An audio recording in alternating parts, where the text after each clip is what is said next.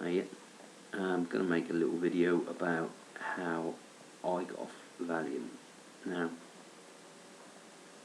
just before I go into it, I've spent pretty much the last 15 years on Valium, 20 milligrams.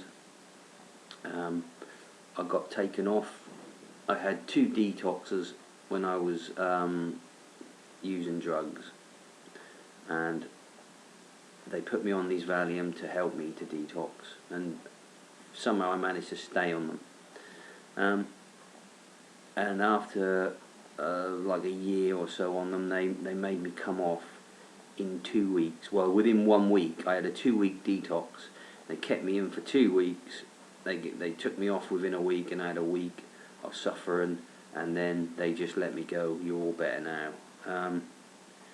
No, they didn't tell me how long it would take. They didn't tell me anything. Just no information.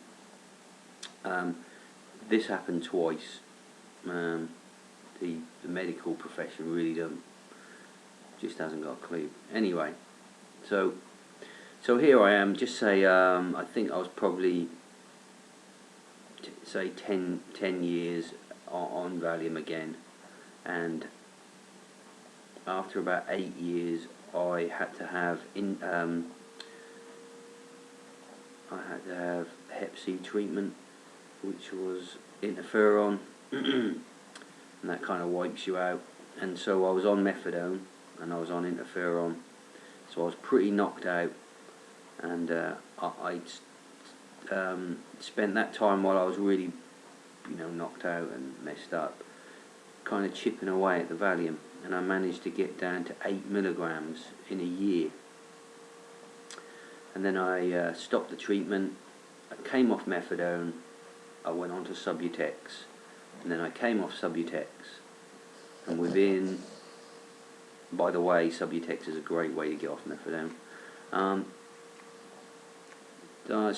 After 1 month, when I come off the Subutex, after a month, I then started to chip away at my 8 milligrams of Valium again. So every week I took off 1 milligram of Valium until I got down to 2 milligrams. The cuts, I did feel them a little bit. I started getting shaky. I started getting a lot of anxiety. My sleeping pattern went a bit weird, but it was bearable up to 2 milligrams.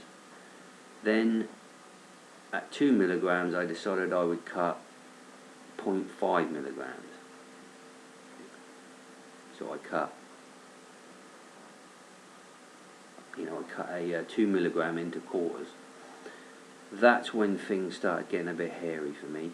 I'm not going to go into symptoms, because I'll probably do another video of symptoms, because there's just a whole host of symptoms, and they all started for me big time at the 2 milligram to nothing cuts. I was doing a week, and before the 2 milligrams I would do say a week. I think I might have gone 2 weeks one time because it was a bit heavy, and the symptoms that 2 weeks, I think they got a bit better. I felt it. I think I felt the worst of the symptoms like 3 days after that I'd cut, and then for a week. So, but by the time I got down to 2 milligrams, there was no easing off of the symptoms. They just kept. It was just horrible, basically.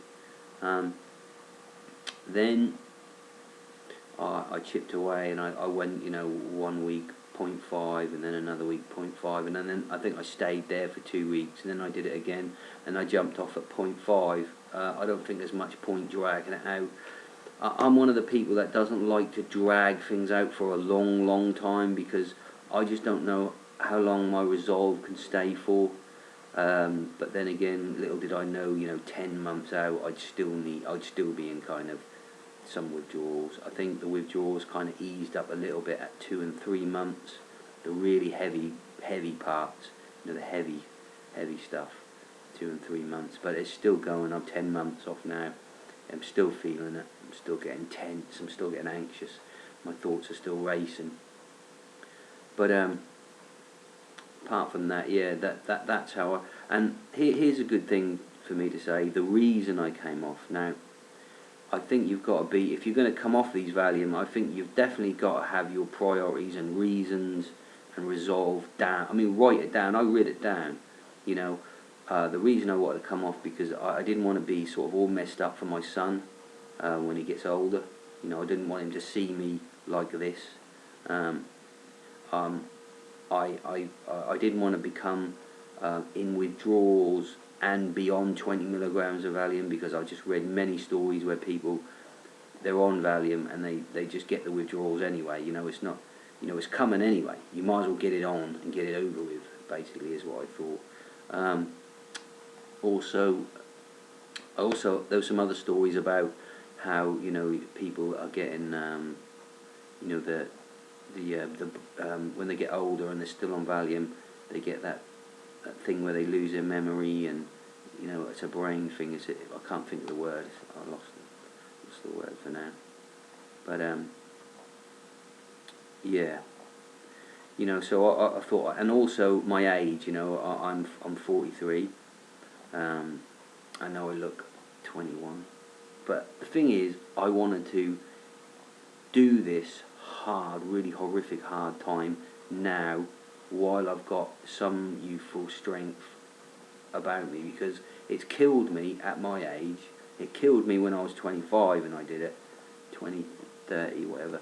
You know. So I didn't want to be 60 and 70 and have to go through this. It would, you know, I don't know. I can't imagine how people can do it at that age, because I feel 150 years old now. Just wears you out. But yeah, short video of kind of how I got off. I mean, I was on other drugs as well, and I've kind of been through quite a lot. But this Valium thing is by far the most horrific and long-lasting pain I've ever been through, and I definitely am not coming back this way again. So this is my last shot at this. Third time lucky, eh? Alright, good luck if that's you coming off of Valium. Stick in there, you know, get your mind off of it any way that you can. Loads of hot baths, watch relaxing things on the TV, keep relaxing, keep thinking relaxing, talk to yourself, be your best friend, say you're alright mate, you'll be alright, you know, pat yourself on the back, you know, you can do this, because we're our own worst enemies sometimes. Let's try and be our best friends. Other than that, there's no, by the way, last thing, there's nothing that you can take to ease this. You know, with like heroin addiction, you can take methadone, or you can take dihydrocodeine and things like that to ease the pain.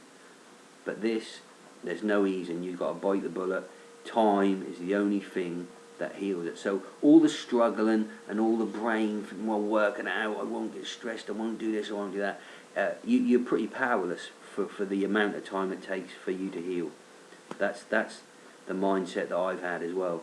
You know, and I've just, you know, just lay down, you know, relax, don't do nothing. Be selfish about relaxing.